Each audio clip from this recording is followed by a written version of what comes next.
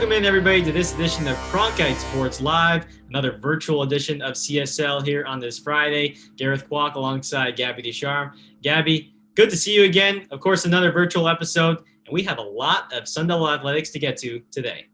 Gareth, I missed you over the last 2 weeks. I'm glad to be back at the virtual anchor desk with you. Of course, you mentioned it. Lots of Sun Devil athletics to sink our teeth into during this very jam-packed show. So what's the wait, right? Let's get right into it. We have a lot to talk about. ASU softball in full swing, ASU women's basketball getting close to the Pac-12 tournament. ASU baseball season opener starts today. But first, let's talk about ASU men's basketball. Arizona State falling to number 17 USC on Wednesday, 89-71. Let's take a look at the highlights.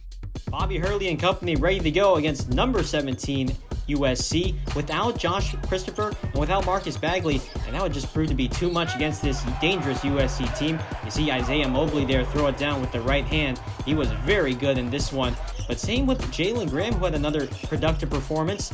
10 points in this one, including that flush with two hands. But you see Mobley there again. Left wing, don't even need to give him that much space. He can still knock down the three ball. He had 20 points and 12 rebounds in the contest. Remy Martin, though, playing one of his best games of the season. How about a little step back three in the corner? And how about isolation jumper against Isaiah Mobley?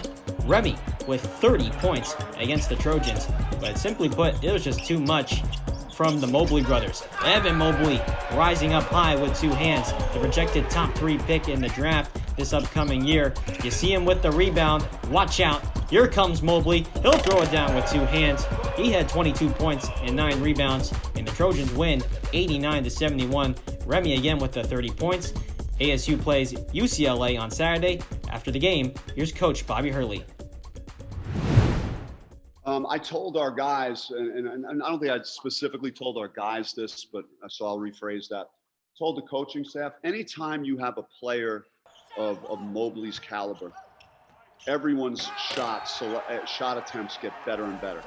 When you have a guy like that, or even Isaiah Mobley, that they could throw the ball into, and they have to demand attention that we needed to give them, it's going to improve the quality of the shots for Peterson and Edie and Anderson and all these guys that they have that are making shots. So ASU men's basketball was expected to be a national championship contender at the beginning of their season. Now, the struggling Sun Devil squad sits at just 7-10 on their season. We now bring in our WCSN men's basketball coverage team to break down those recent struggles and look towards the future to see how this young Sun Devil team can bounce back. Arizona State will need to slow down UCLA's three-point shooting if they want to come away with a win on Saturday night at Poly Pavilion. UCLA ranks 3rd in the Pac-12 in three-point percentage, so the Sun Devils will have to lock in on guys like Johnny Juzang, Jules Bernard, and Jaime Hopkins Jr. We saw how the three-point line affected ASU against USC on Wednesday night. The Trojans went 11 of 20 from downtown, and ASU lost by 18 points. So if the Sun Devils can keep the Bruins quiet from deep, they'll have a better chance at getting a victory on Saturday night. UCLA, much like ASU and unlike USC, is a team that lacks a true shot blocker and anchor inside.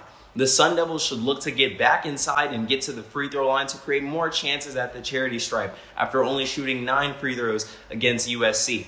The Sun Devils are also hoping for freshman hopefuls Marcus Bagley and Joshua Christopher to return to the lineup. They could relieve some of the scoring duty off of Remy Martin to create more chances for the Sun Devils offensively. ASU's front court hasn't been the same since the transfer of Romello White this offseason. The players that have come in to replace him have found it hard to stay on the court, whether that be through injuries or the more reoccurring theme, foul trouble. If ASU's frontmen can stay out of foul trouble and make a big impact offensively and defensively in the paint, it's going to make the Sun Devils' chances of winning a lot higher. It has been nearly a full year since Arizona State last played a baseball game. Of course, many things have changed since last year, including how COVID-19 has impacted the team's preparations for this season. Our own Ethan Ryder is standing by at Phoenix Municipal Stadium. Ethan? Yeah, Gareth. There's going to be Sun Devil baseball, and there's going to be games in Phoenix Municipal Stadium. And while they're playing and while they're practicing with each other, there's not really any hiding it. Things have been a little different. it's just that quality time that you get to spend with your team collectively that I think is a little bit missing. We're doing it right now. We're all on Zoom, but I think we would all agree that being on Zoom isn't the same as being in person. Not being in person cuts out a lot of normal activities for the team, but they aren't letting those changes affect them as they all can still focus on what they're there to do. Usually we hang out and do stuff here, watch TV, watch sports, play ping pong, stuff like that, and that all is gone. So we're missing a little bit of that competitiveness inside the locker room, but all in all, like, we're here to do a job. We're here to play baseball. We're here to win a lot of games, and that's what our primary focus has been. So that hasn't been interrupted at all. While they can focus on winning games, it still doesn't mean players won't struggle through the process. Whether it's a freshman struggling with college ball, a senior struggling with confidence, or anyone in between, the team now has an opportunity for help, and it's an opportunity virtually everyone takes advantage of. Every Wednesday night we have like a optional mental coach we have, and his name's Scott Pelton, and we kind of get on and just talk about just stuff that goes on. I mean, just the struggles as a freshman, just learning how to deal with failure, stuff like that. And so he's been awesome with our guys. He's helped out a lot. Others like Brady Corrigan have looked to activities outside of the program to help during this mentally straining time. I like golfing. Golfing's a good reset for me. Kind of just relax. You get to escape baseball for a while, do something fun. That's kind of my getaway when I need some time just to, I don't know, whether reset or just enjoy some beautiful 70 and sunny. So that's kind of my thing. While golf is used as a reset of the mind, the team's record has reset as a new season is right around the corner. While preparations have been a little different, they still are preparing to play baseball, and it starts this weekend as they take on Sacramento State in a 3-game weekend series. I'm Ethan Ryder, Cronkite Sports. Back to you, Gareth. Arizona State kicks off a 3-game series against Sacramento State starting tonight. First pitch is at 6:35 from Phoenix Muni. Over to the softball diamond we go. Arizona State softball out there all weekend long. We're going to roll the highlights for you. ASU versus Cal State Fullerton. It's the 2021 Kachikawa Classic. You got Arizona State versus Cal State Fullerton. Allison Royalty in the center of the mound. She dominated for the Sun Devils. 9 strikeouts on the afternoon, folks. As Royalty standing there with her helmet on, she came ready to play. And so, too, did the hitting lineup for the Arizona State Sun Devils. Early on, it's still 0-0, bottom of the second. ASU's called out right there on the small bunt. But, it's Allie Tatnall stealing home plate for the Devils to give them their 1-0 lead at the bottom of the second. Bottom of the fifth we go. Kendra Hackbarth is up at bat. And Hackbarth, well, she hacks it into right field. We never see that ball again, folks, as the fifth-year senior knocks that one out of the park. It's a home run for the Sun Devils. They get a 2-0 lead in this one. And let me tell you, folks, this is just the beginning. This lead is only going to grow from here. Danae Chapman now at bat, and she sends it flying into center field. That ball would never be seen again. It's a grand slam for the Sun Devils. They improved their lead from 2-0 to 6-0. Boom, just like that, folks. ASU is left celebrating on home plate. Cal State Fullerton is left in the field wondering what they'll do next. And, well, within one inning, they really didn't have much space to do much after that. 8-0, Arizona State goes on to win by a mercy rule over the Cal State Fullerton team. This would be the first matchup of the two between the two squads over the Kachikawa Classic weekend. Arizona State improved to 5-0 after that. ASU and Cal State Fullerton meet up again in the Kachikawa Classic. This time, game number 2. Fullerton tries to stick around early, top of the first. ASU tries to get the double play right there, but Fullerton sneaks into home plate. They have a 1-0 lead in the top of the first. ASU now coming right back at it, 1-1, bottom of the first.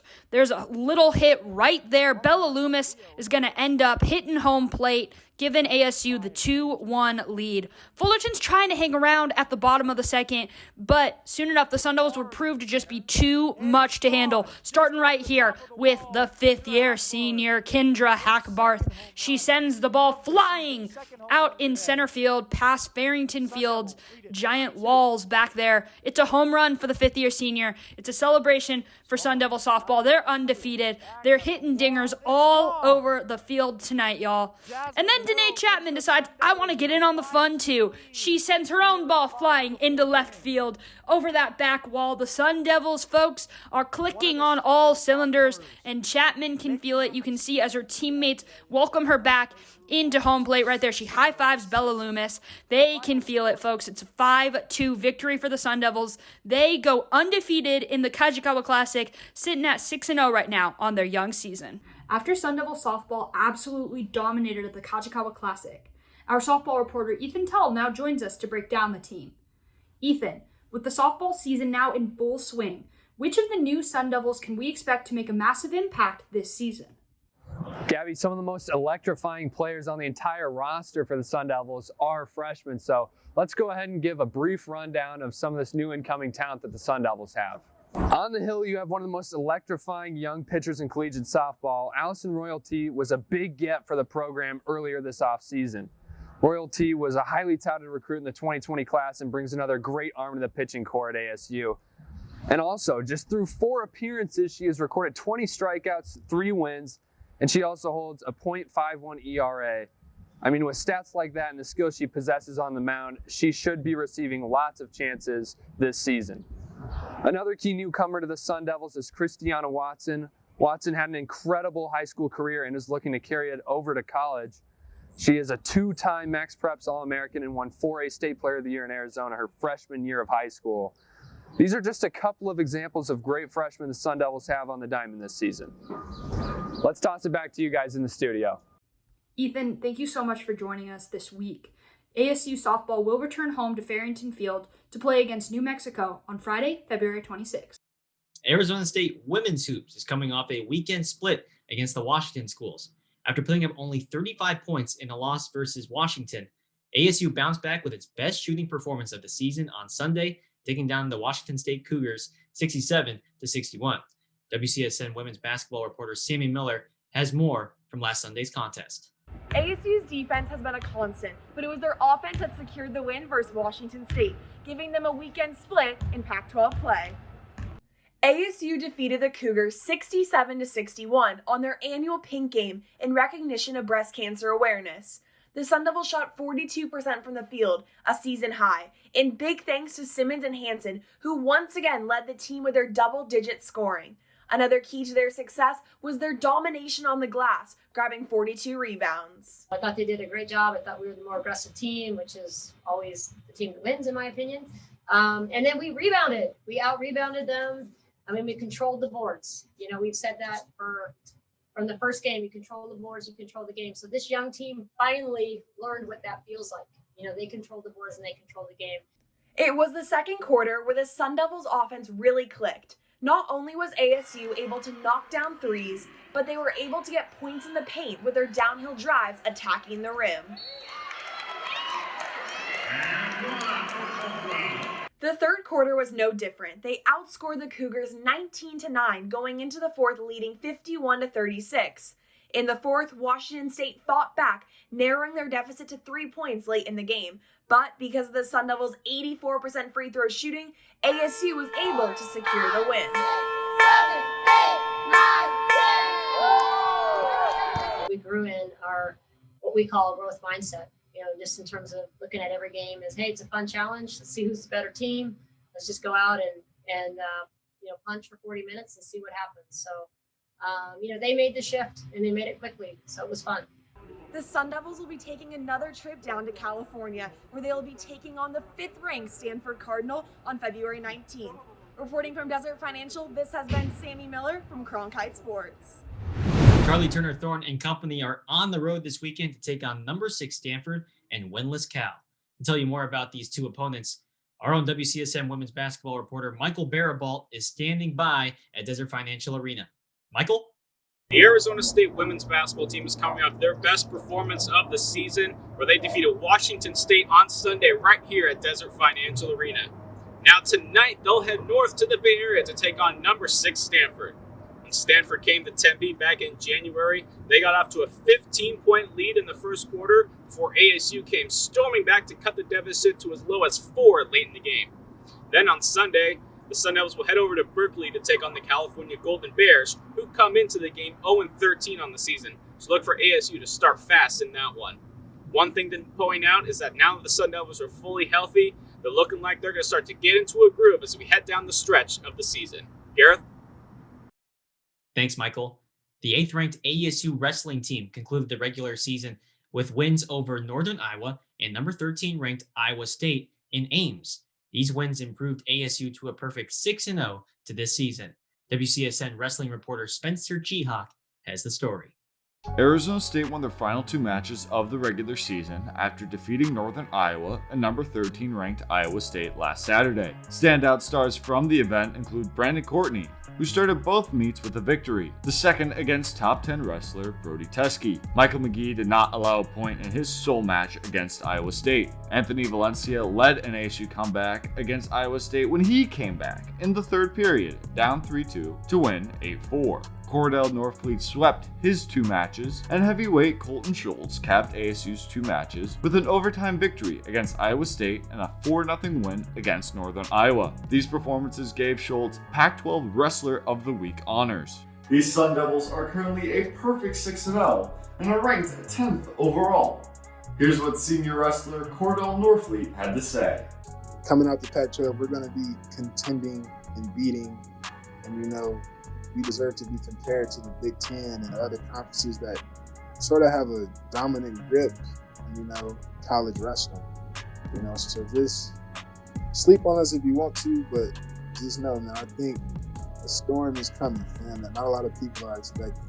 Head coach Zeke Jones and company go into the Pac-12 championships next weekend looking to win their 4th in 5 years.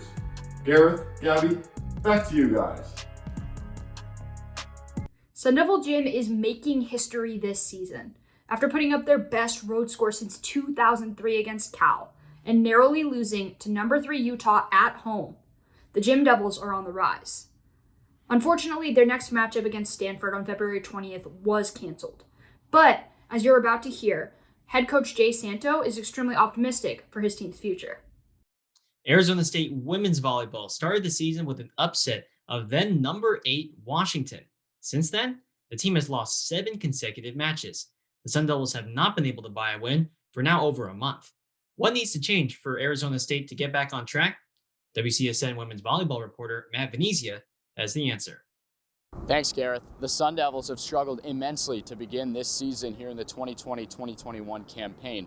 They've had a tough time getting themselves situated on their side of the net, let alone control the opponent on the other. Take care of our offense. We need to take care of our situations that we were given, we need to take care of free ball situations. Those moments that if we don't take care of those easy balls, then, all the tough points we win, long rallies, etc., they're not the turning points. It's winning the easy ones. We're very inconsistent. So we're going to get in the gym and we're going to work on consistency and doing what we do, like doing our job in each position.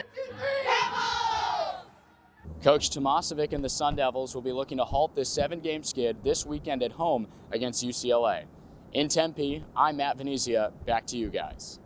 Sun Devil soccer is now finally back in action as well. With that, we bring on our WCSN Sun Devil soccer reporters, Nick Elsner and Ethan Ryder. Nick and Ethan, thank you so much for joining us today. ASU soccer has now had 2 players win Pac-12 Offensive Player of the Week the last 2 weeks in a row. When was the last time something like that happened, and how has that contributed to the overall success of this young Sun Devil squad?